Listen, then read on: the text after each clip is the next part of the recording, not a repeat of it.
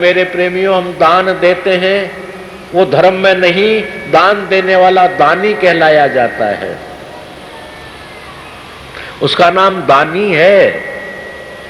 वो दानी स्वर्ग प्राप्त करेगा, दिव्य लोक प्राप्त करेगा, वैकुंठ प्राप्त करेगा, क्योंकि ये मार्ग है उस परमात्मा से जुड़ने का। दानाय धर्माय। बहुत से मनुष्यों का मानना है कि दान देने से क्या होता है, पर मेरे प्रेमियों, दान पुण्य की महिमा जाने कोई कोय, मूर्ख जाने खो गया, पर ये दिन दिन दूना होए। नित्य प्रति दूना होता है। नारद जी महाराज के एक शिष्य थे, जाट बाबा। गांव के लंबरदार भी थे, प्रधान भी थे और अच्छे भक्त भी थे। तो नारद जी की भक्ति, प्यार हो गया उनसे। एक दिन नारद जी जब वहां से जाने लगे तो जाट बाबा कहने लगे, बोलो बाबा तुम कहां जा रहे हो? बोलो भाई हम दिव्य लोक में जा रहे हैं, आज वहां मीटिंग है भगवान के यहाँ, सभी देवता भी आएंगे और सब आएंगे वहां पर, वहीं मैं भी जा रहा हूं। तो नारद बाबा हमारी बात भी पूछ लेना कि हमारा एक यार है, उसके भाग्य में क्या क्या लिखा है और क्या क्या होगा। जब चित्रगुप्त से पूछा गया तो कहा कि उसके भाग्य में केवल 3 पाव आटा बाकी है। एक दिन का आहार 3 पाव हुआ करता था। इसके बाद बोले, इसके बाद उसके भाग्य में अन्न नहीं है, अन्न और जल से दुखी हो जाएगा। इस बात को सुनकर के नारद जी महाराज बड़े दुखी हुए। रस्ते भर विचार करते रहे। अब कहे कि वो हमारा यार पूछेगा तो हम क्या कहेंगे उससे। खैर उसने पूछा, बोलो अभी हम आए, थके हुए आए हैं, तू हमारा यार है, तूने विचार नहीं किया कि हमें रेस्ट ले लेने दे। क्यों शुभ बात के लिए बहुत जल्दी कह देते, अशुभ को जरा समय लगाते हैं कहने में। कैसे कहे अपने यार से? तो बोले भैया देख, हम तो दोबारा आकर मिलके तुझसे कहेंगे, आज तो हम जा रहे हैं। बोले क्यों? बोले आज हमारा एकादशी का व्रत है, हम तो बाबा जी हैं, अनेकानेक व्रत नियम करते रहते हैं। तो बोले यार हमारे घर पे ही व्रत रख ले, हम भी रख लेंगे तेरे साथ साथ। वैसे जो जाट बाबा के व्रतों से क्या मेल, पर अब नारद जी के साथ कह रहे कि हम भी जो है रख लेंगे। रख लिया जी व्रत। तो बोला हम दान करते हैं। बोला हाँ हाँ दान दे दे। 3 पाई आटा उसके घर में था, 3 पा अन्न था, उसने अन्न दे दिया 3 पा। बोल यार तू अपना पुण्य कर दे। बोले ठीक है। 3 पा अन्न को लेकर उन्होंने कबूतरों को, चिड़ियाओं को जंगल में डाल दिया।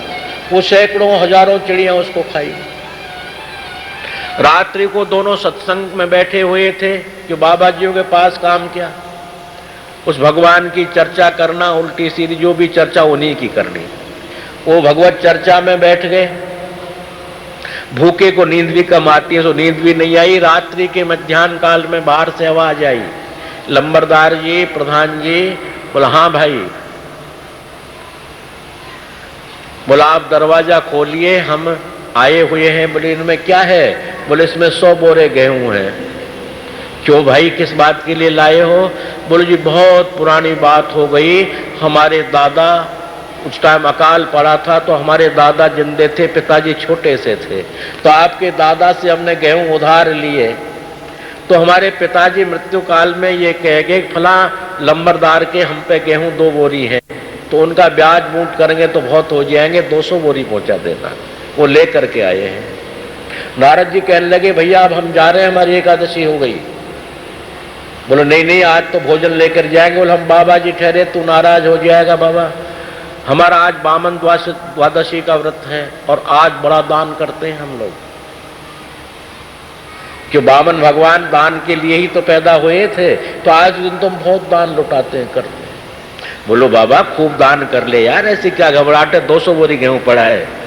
उन्होंने 200 बोरी गेहूं का दान द्वादशी को कर दिया।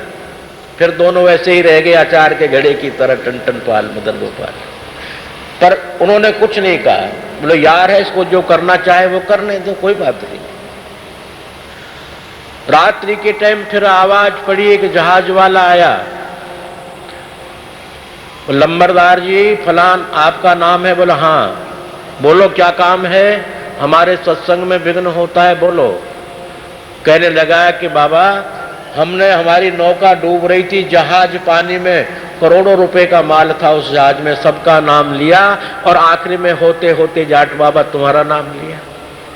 हमारी नौका डूबते से बच गई।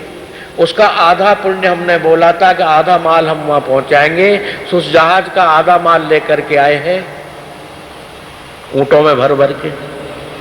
बोल भार डाल दो, क्योंकि जाट बाबा को तो भूख से क्रोध आ रहा था। 2 दिन हो गए, जिंदगी में कभी व्रत किया नहीं और 2 दिन भूखा रह जाए तो गुस्से वाली बात हुई थी। बोल भार डाल दो। नारद जी कहने लगे अब तो प्रातःकाल होने को जा रहा है, हम जा रहे हैं बाबा। बोले क्यों, क्या दुख पाया तने? क्या भूखा ही चला जाएगा मेरे घर से 2 दिन से? बोलो आज हमारी जो है त्रयोदशी है, अर्थात प्रदोष व्रत है भगवान शिव जी का, हम तो वो करेंगे भाई। बोलो हम भी करेंगे। बोलो आज हम दान और ज्यादा देते। बोलो ठीक देता।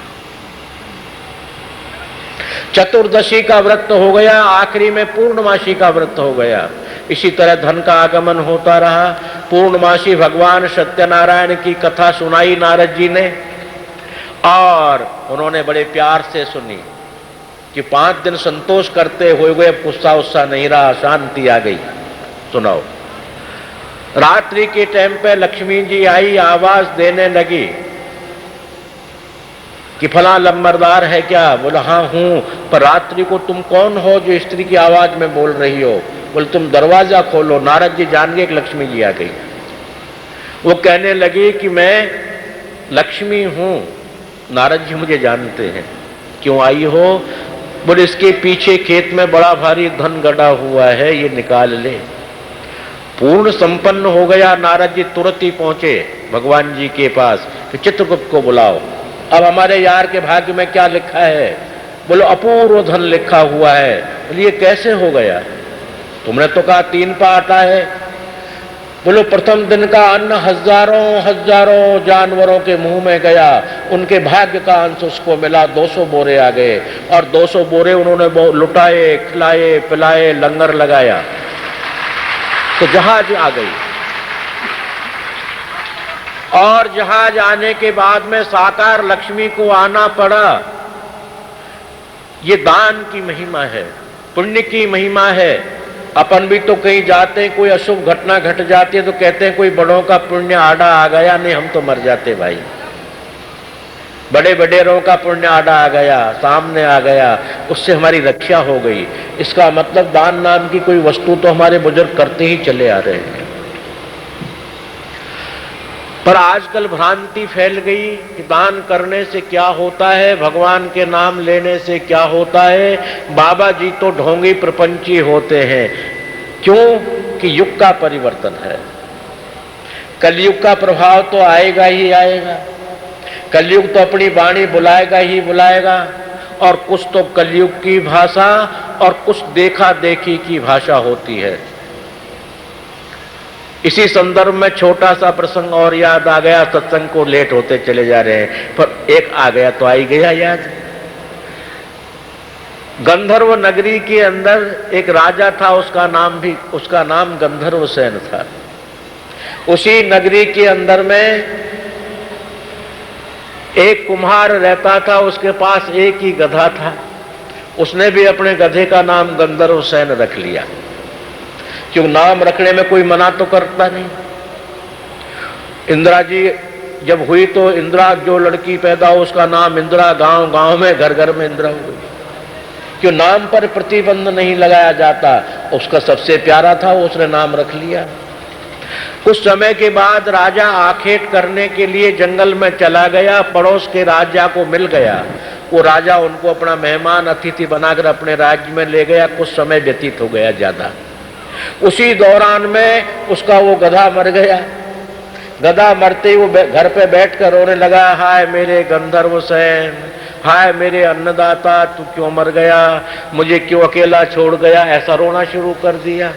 वहां से जो गुजरे वो सुने इस आवाज को, मंत्री से कहा।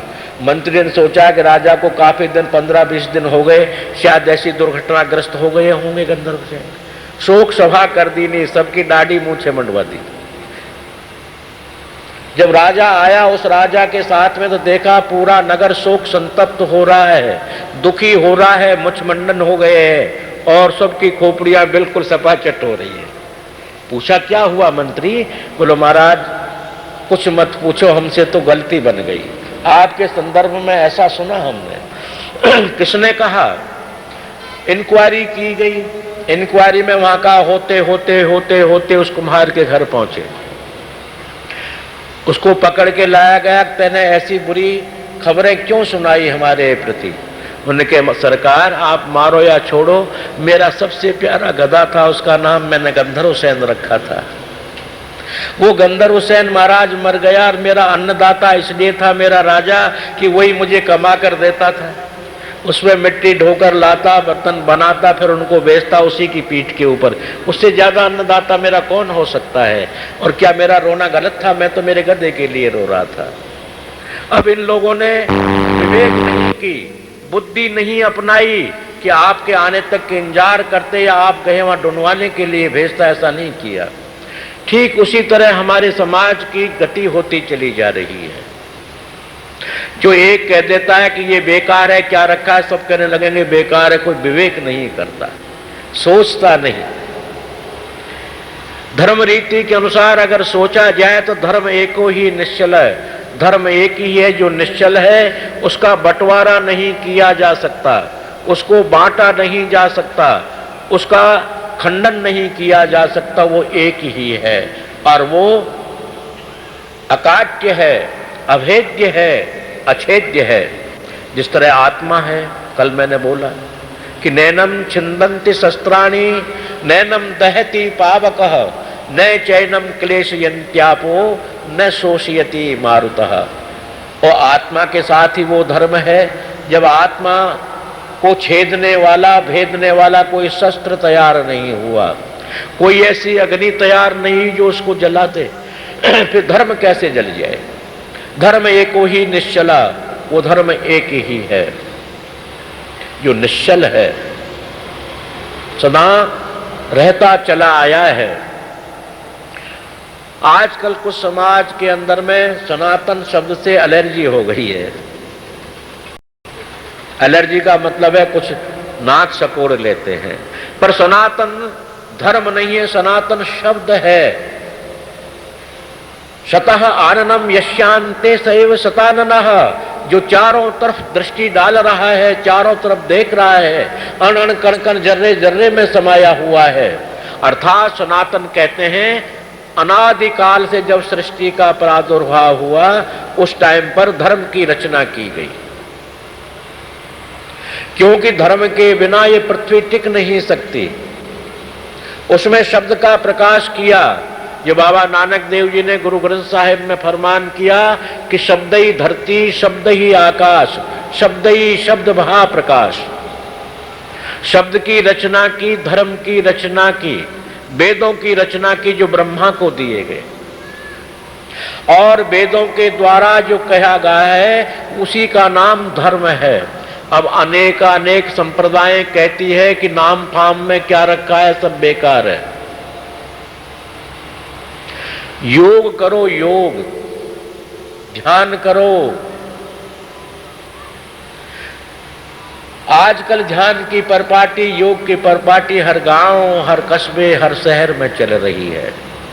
पर मेरे प्रेमियों, भगवान श्री कृष्ण ने गीता का उपदेश दिया अर्जुन को, और जब जब योग की बात की उन्होंने, अर्जुन इनकार करता रहा, ना हां नहीं किया उसने। और जब भक्ति का प्रसंग आया तो अर्जुन शांत हो गया। छठी अध्याय के बाद 7वीं अध्याय लगती है, वहां उवाच शब्द का प्रयोग नहीं है। मेरे प्रेमियों, आप गीता पढ़ के देख लेना। भगवान भक्ति में ऐसे विभोर हो गए, भक्ति शब्द से ऐसे मदोन्मत्त हो गए कि उन्होंने उवाच का ध्यान ही नहीं दिया कि अर्जुन नहीं पूछ रहा है, बोलते ही चले गए, बोलते ही चले गए, बोलते ही चले गए। आखिरी में उन्होंने परमात्मा ने अर्थात कृष्ण ने अर्जुन अपने जीव से उस नाम के संबंधित चर्चा की। अर्जुन शांत हो गया, स्वीकार कर लिया। योग चल रहा है मेरे प्रेमियों, ध्यान चल रहा है। तो योग शब्द तो जोड़ का है, अर्थात जीवात्मा को परमात्मा में जोड़ो। और ध्यान में मेरे प्रेमियों कुछ नहीं मिलता। ध्यान करके मैं ये कहूंगा मेरे प्रेमियों, अपने समय की बर्बादी कोई भी भाई सत्संगी न करे, क्योंकि ध्यान में केवल देखा जाता है। शास्त्र कहता है पश्यन्ति यम योगिनो यस्यान तब न विदुसुरासुरगणा देवाय तस्मै नमः। ध्यान में केवल देखा जा सकता है, प्राप्ति नहीं होती। हम यहां से आंख बंद करके हमारे आश्रम का ध्यान कर लें तो आश्रम यहां नहीं है, केवल ध्यान में देखा, मिला नहीं हमको। अगर ध्यान में मिलने लगे तो हमें कमाई करने की क्या जरूरत है जी। हम बैंक में तिजोरी का ध्यान कर लें, रिजर्व बैंक की बड़ी तिजोरी का ध्यान कर लें और अपने आराम से जब खत्म हो जाए पैसा फिर ध्यान कर लें, पर मिलता नहीं। जब जब हमको अच्छे भोजन, स्वादिष्ट भोजन, मिठाई की इच्छा हो तो हम तुरंत हलवाई घर की दुकान का ध्यान कर लें, जलेबी का कर लें, इमरती का कर लें, बालूशाही का कर लें, पैसा देला कुछ लगे नहीं। हींग लगे न फटकरी रंग चुकोई आवे, पर वो ध्यान में मिलता नहीं। दुकान पे जाना पड़ेगा, उसके उपलक्ष्य में उसको पैसा देना पड़ेगा और खरीदेगा तब जाकर के प्राप्त होगा। इसलिए मेरे प्रेमियों, ध्यान योग आजकल बहुत चल रहा है, उसमें समय की बर्बादी न की जाए, मेरा तो ऐसा मानना है। ध्यान योग, लय योग, ध्यान योग, सहज योग, अनेकानेक योगों के नाम हैं। अनेकानेक दिव्य ज्योतियां दिखाई जाती हैं, पर वो दिखाई जाती हैं वो ज्योति केवल देखने में मात्र ही तो है, उससे उपलब्धि नहीं होती।